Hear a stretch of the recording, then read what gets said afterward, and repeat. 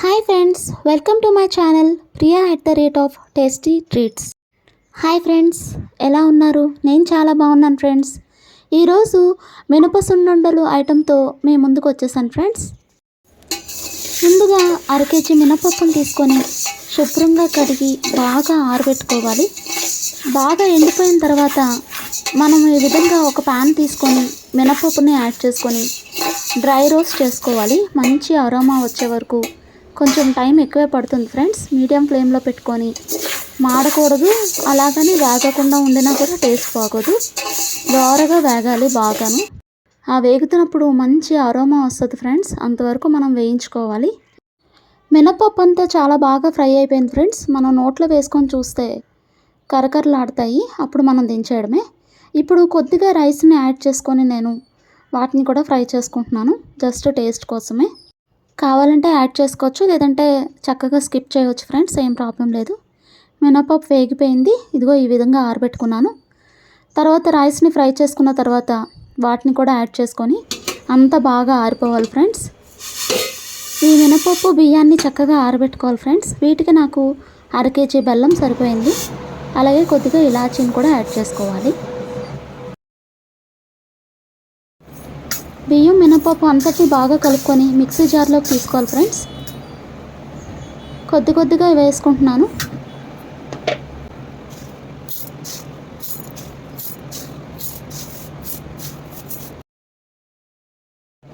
Mixie జార్లోకి ఈ విధంగా యాడ్ చేసుకున్న తర్వాత ఒకసారి గ్రైండ్ చేసుకొని ఇలాచీని కూడా యాడ్ చేసుకొని పౌడర్లాగా చేసుకొని ఒక వెడల్పాటి బేసిన్ టైప్ గిన్నెలోకి తీసుకున్నాను. బెల్లం కూడా నేను దంచి పక్కన పెట్టుకున్నాను, లైట్గా ముక్కలుగానే ఉంది.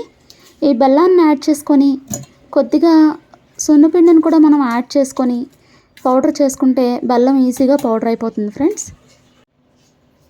బెల్లం యాడ్ చేసిన తర్వాత ఈ విధంగా పౌడర్ అయింది ఫ్రెండ్స్. చూడండి, నేను బేసిన్లోకి వేసుకుంటున్నాను. అదేవిధంగా అంత పిండి అంతటిని కూడా అదే విధంగా వేసుకొని మిక్సీలో గ్రైండ్ చేసుకొని బేసిన్లోకి యాడ్ చేసుకోవాలి.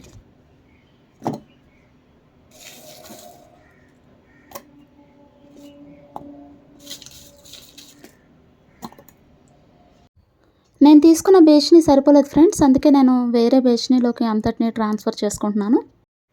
మనం ముందుగానే ఒక ఫ్రీగా స్పేసియస్గా ఉండే ఒక బేసిని తీసుకుంటే అందులోకి అంతా ట్రాన్స్ఫర్ చేసుకొని బాగా కలపాలి ఫ్రెండ్స్. అందుకనే కొంచెం పెద్ద దాంట్లో తీసుకుంటే బాగుంటుంది.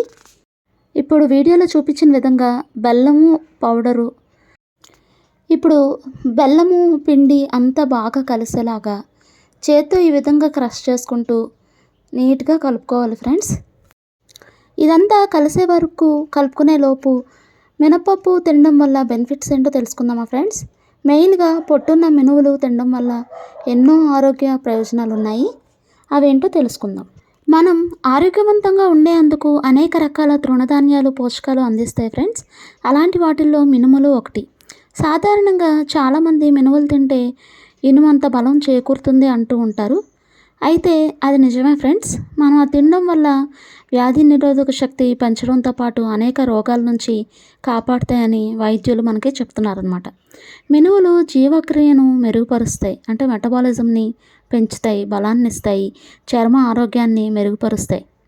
దీంట్లో పుష్కలంగా దొరికే fibre, vitamin C, vitamin B, B1, B3, calcium, magnesium, iron అన్నీ మన శరీరానికి ఎంతో ఉపయోగపడతాయి.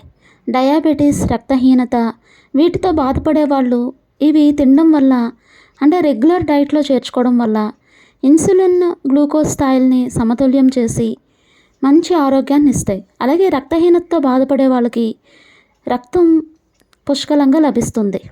మినుముల్లో కాల్షియం, పొటాషియం, ఐరన్, మెగ్నీషియం వంటివి పుష్కలంగా ఉండడం వల్ల మన ఎముకలకి ఎంతో బలాన్ని చేకూరుస్తుంది. కీళ్ళవాతం, ఆర్థరైటిస్తో బాధపడే వాళ్ళకి మినుములు ఒక మంచి ఔషధం అని చెప్పొచ్చు. అలాగే కడుపులో ఉండే మంటను కూడా తగ్గిస్తాయి. యాంటీ ఇన్ఫ్లేమరేటరీ గుణం ఉండడం వల్ల నొప్పులతో బాధపడే వాళ్ళకి మినుములతో తయారు చేసే ఆహారం వడ్డిస్తే చాలా మేలని పెద్దలు చెప్తూ ఉంటారు. అలాగే మినుములు సౌందర్య సాధనంగా కూడా ఉపయోగపడుతుంది, చర్మాన్ని కాంతివంతంగా చేస్తుంది. ఇప్పుడు మనం ఈ పిండి అంతా బాగా కలిసిపోయింది ఫ్రెండ్స్. దీంట్లో నెయ్యిని యాడ్ చేసుకోవాలి. నాకు 200 గ్రామ్స్ గీ సరిపోయింది ఇందులో. ఇంకా కావాలంటే యాడ్ చేసుకోవచ్చు కానీ ఎక్కువ అయిపోతుంది కాబట్టి మీరు చూసుకొని అంటే బెల్లంలో ఉండే జిగురుని బట్టి మనం చూసుకొని గీని యాడ్ చేసుకోవడం జరుగుతుంది. ఇక్కడ నాకు 200 ml గీ అయితే సరిపోయిందనమాట.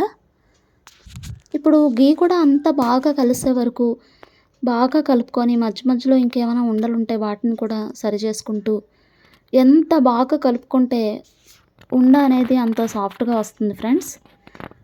మనం గ్రైండర్లో చేసాం కాబట్టి కొంచెం బరకగానే ఉంటుంది పిండి. కావాలంటే మనం మిల్లులో కూడా ఆడించుకోవచ్చు. నేను తక్కువ క్వాంటిటీ అని మిక్సీలో చేయడం జరిగింది. ఈ సున్నుండల్ని పిల్లలు మొదలుకొని పెద్దల వరకు అందరూ తినొచ్చు ఫ్రెండ్స్. పిల్లలకైతే ఎముకలు చాలా స్ట్రాంగ్గా ఎదగడానికి సహాయపడుతుంది కాబట్టి రెగ్యులర్గా ఒక ఉండని తినడం వల్ల చాలా ప్రయోజనాలు ఉంటాయి. ఇప్పుడు అంతా బాగా కలిసిపోయింది ఫ్రెండ్స్. నేను ఉండలుగా చేసుకుంటున్నాను. 10 minutes పట్టింది ఈ విధంగా అంతా కలిసే వరకు కలుపుకోవడానికి. ఇప్పుడు చూడండి ఫ్రెండ్స్, వీడియోలో చూపించిన విధంగా ఈ విధంగా ఉండలుగా చేసుకొని మనం కంటైనర్లో స్టోర్ చేసుకోవడమే. మనం ఈ విధంగా ఒక ఉండను చేసుకున్న తర్వాత మళ్ళీ పిండి అంతటిని బాగా ఒకసారి కలుపుకొని మళ్ళీ ఇంకొంచెం పిండిని తీసుకొని రెండో ఉండని చేసుకోవాలి ఫ్రెండ్స్. ఆ విధంగా అంతా చేసుకుంటూ ఉంటే పిండి ఆరిపోకుండా మనకి ఉండలు అనేది నీట్గా వస్తాయి. అలాగే ఏమైనా ఉండలు ఒకలా ఉన్నా మధ్యలో అవి కూడా మనకి సాఫ్ట్గా అయిపోవడానికి సహాయపడుతుంది. ఎంతో టేస్టీగా హెల్తీ సున్నుండలు రెడీ. ఈ రెసిపీ మీకు నచ్చిందా ఫ్రెండ్స్? అయితే తప్పకుండా మీరు కూడా ట్రై చేసి మీ అభిప్రాయాన్ని కామెంట్ రూపంలో తెలియచేయండి. మళ్ళీ నెక్స్ట్ వీడియోతో మీ ముందుకు వస్తాను friends. Until then bye, take care.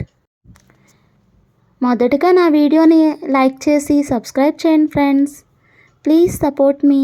Thank you.